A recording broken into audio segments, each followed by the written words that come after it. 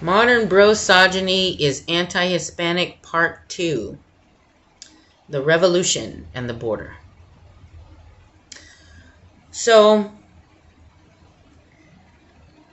the revolution happens, but the border has its own problems. Okay? And the thing is, during this time, New Spain, which was built on top of Tenochtitlan, which is now Mexico City, and because Tenochtitlan had the Chinampa system, which was a hydro agricultural system, and Cortes basically came in and built a city on top of it. That's why Mexico today has so many water problems, because it's sinking. Okay? The border had its own issues. Okay? We were dealing with the Comanche versus Apache wars. Much respect to my Comanche Apache viewers. I myself believe that I have some Apache in me. When I look at my father, when he was young, he looks very Apache.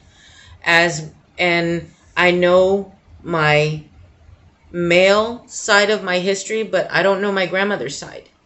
And things were very integrated in the border region during this time. But what was going on was the Comanche and the Apache were at war. And the Mexicans were trying to have their ranchos and stuff in this area, like sort of caught in the middle, and we were pissing people off too. The Apaches did something gacho to the Spanish. The priests went to them and they were like, "We want to build a mission. Come on, let us." So they said, "Oh, yeah, come on, we'll show you." So they let them deep into the Comancheria. They let them deep into Comanche territory. And they said, "Yay, this is a great spot." And they, "Oh, yeah. They put a mission there and the Comanches. Sorry, that was in the border days our version of trolling. Okay? That was how we trolled each other. So, what we did, because New Spain didn't do much for us, was we reached out to the Anglos. Up north. We reached out to up north. And we asked them to come and bring business and start colonizing in the border region, because New Spain wasn't doing anything for us, and we were like kind of cool at the time, right? This was before the border crosses us, right?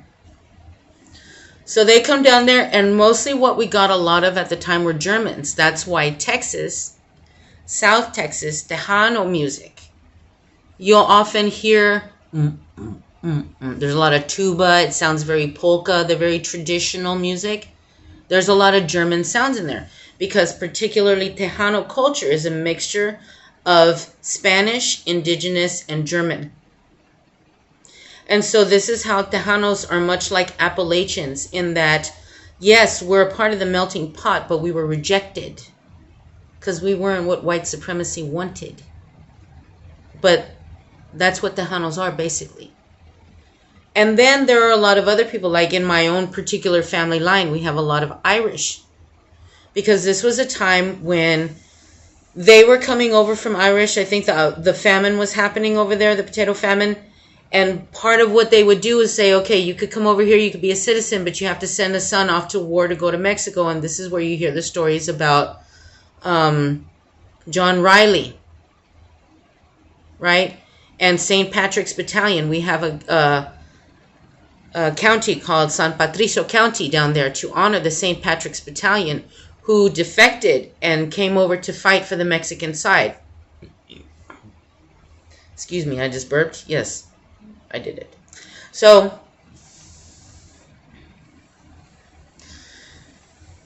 you've heard about the Adelitas. And the Adelitas is like a Hollywood trope based on women fighting during the Mexican Revolution. Okay? This is just a cigarette. Don't smoke, kids. But the trope was based on many women, many kinds of stories, many kinds of fighters, many kinds of courage. And one thing that I find as a feminist historian, particularly a Hispanic feminist historian, is that we quantify bravery in terms of maleness, in terms of modern Hollywood and what it looks like. Don't smoke cigarettes, kids. But if we really want to give women their due, we have to understand that there are many kinds of bravery. And I'm going to tell you the story of the soldera. Now, you might mean soldera means a female soldier, and sometimes these women did fight, but that's not what it meant. Soldera was a derogatory term used by women at home for the women who followed behind the war and provided for the soldiers. Some of these women were sex workers, yes, but a lot of them were not. A lot of them were wives of the fighters, fighters who were not well off. Basically, the peasants. When the peasants go to fight, the women, they go to follow. Right? The daughters, the grandmas,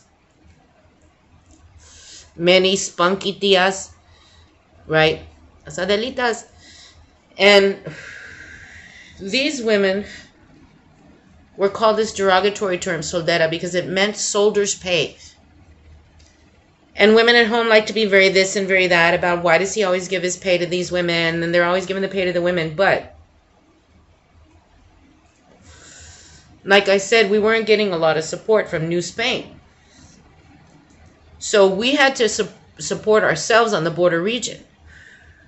So what pay the soldiers did get, often they would take back to the women who followed the train, give them the money, and the women would go and get gunpowder, the metal. They would, not only that, they would take this and turn it into bullets for the guns.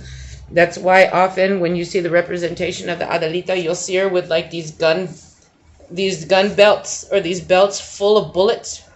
Because often, if these women were like a wife of the fighter, she would have made his bullets herself, for one. Then he would have had a number of guns. And while he was fighting and shooting and putting himself out there, she was, because this was before, we had little pistolas and we had rifles and shit. She would be down there hiding and reloading his shit. Men do this at war with each other now. Right? You see one loading and the guy, right? Women used to do that. A woman's place is in the home, bro. Really? You don't love your culture? So, let me tell you about these other women, though, that I find more fascinating. There were these women that would go, and they would take the money, and they would go get masa. And this was during the day when the railroads were coming to Texas. So, these soldiers often had to ride on the trains. And they often had to jump on the trains. And so, these women had to jump trains, for one. And a lot of times these women were mixtures of mestizaje, a lot of indigenous women whose villages had been busted and they integrated into Mexican culture, or Mexican culture was forced on them, to be honest, right? Other stories, right? Different reasons. These women would ride on the train and they would make the masa, right? And they'd roll it in the balls.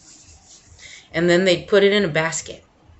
And at night, by the light of the moon and the stars, they climb on top of the train, the moving train, and make their way to the front on top.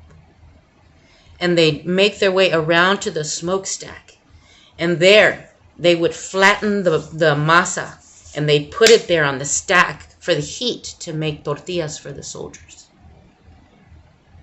Now tell me that's not courage. Tell me that's not bravery. A woman's bravery, yes. Are you finna try to get on top of a train and make a tortilla for a soldier? I'm not.